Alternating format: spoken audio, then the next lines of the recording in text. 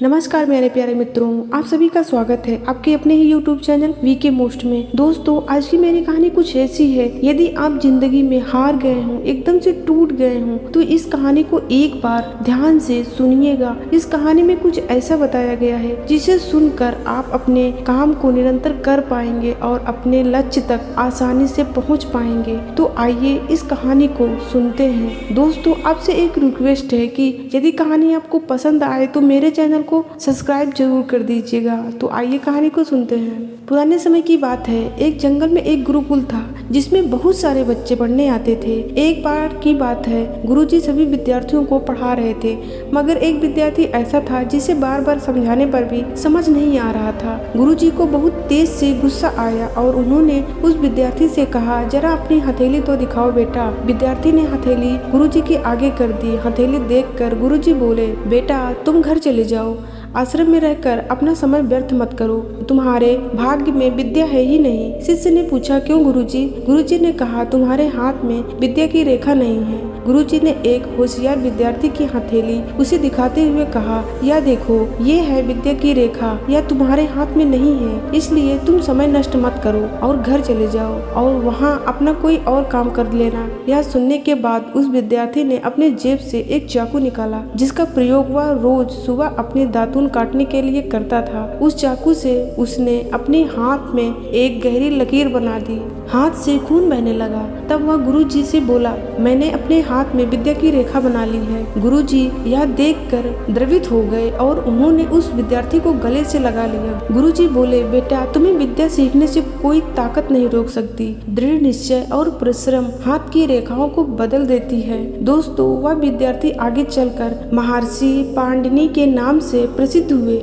जिसने विश्व प्रसिद्ध व्याकरण अष्टाध्यायी की रचना की। इतनी सदियां बीत जाने के बाद भी आज 27वें वर्षों बाद भी विश्व की किसी भी भाषा में ऐसा उत्कृष्ट और पूर्ण व्याख्या का ग्रंथ अब तक नहीं है। दोस्तों, इस कहानी की शिक्षा ये है कि लोग चाहे जो भी बोले, हम हर एक को गलत साबित करते हुए अपनी लगन और कठिन परिश्रम के दम पर जो चाहे वो सब कुछ हासिल कर सकते हैं।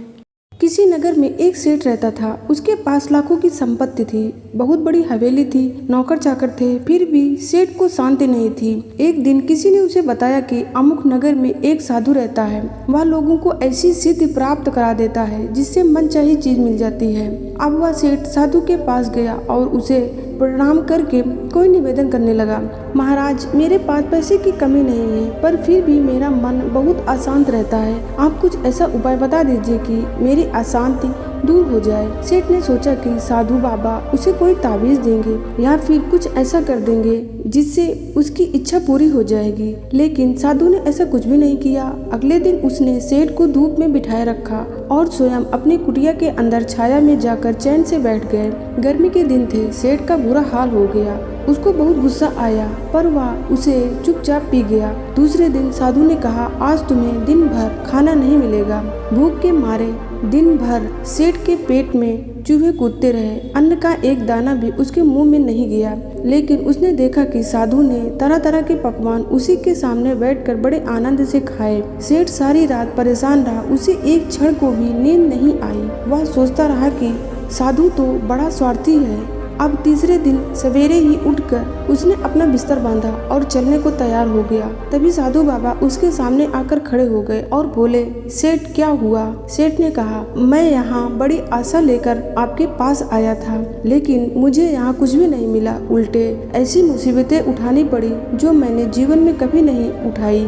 मैं जा रहा हूँ अब। साधु हंसकर बोले, मैंने तुम्हें इतना कुछ दिया पर तुमने कुछ भी नहीं लिया। सेठ ने विस्मय भाव से साधु की ओर देखा और बोला, आपने तो मुझे कुछ भी नहीं दिया। साधु ने कहा, सेठ पहले दिन जब मैंने तुम्हें धूप में बिठाया और स्वयं छाया में बैठा रहा, तो इसके जरिए मैंने तुम्हें बताया कि मेरी छाया तुम्हारे काम की नहीं आ सकती।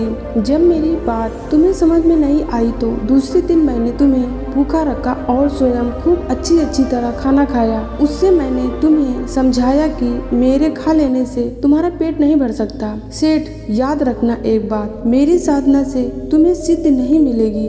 धन तुमने खुद अपने पुरुषार्थ से कमाया और शांति भी तुम्हें अपने ही पुरुषार्थ से मिलेगी।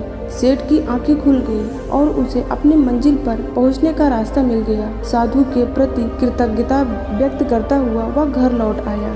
उम्मीद करते हैं दोस्तों मेरी ये छोटी सी कहानी आपको पसंद आई होगी। अगर मेरी ये कहानी आपको पसंद आई हो तो अपने दोस्तों के साथ इसे शेयर जरूर करें और खुद भी चैनल को सब्सक्राइब करें। तो मिलते हैं आप लोगों से अगली किसी कहानी में। तब तक के लिए आप अपना बहुत सारा ख्याल रखिएगा और जहाँ भी रहिए खुश रहिए, खुशियाँ बांटते रहिए। नमो बुद्धाय।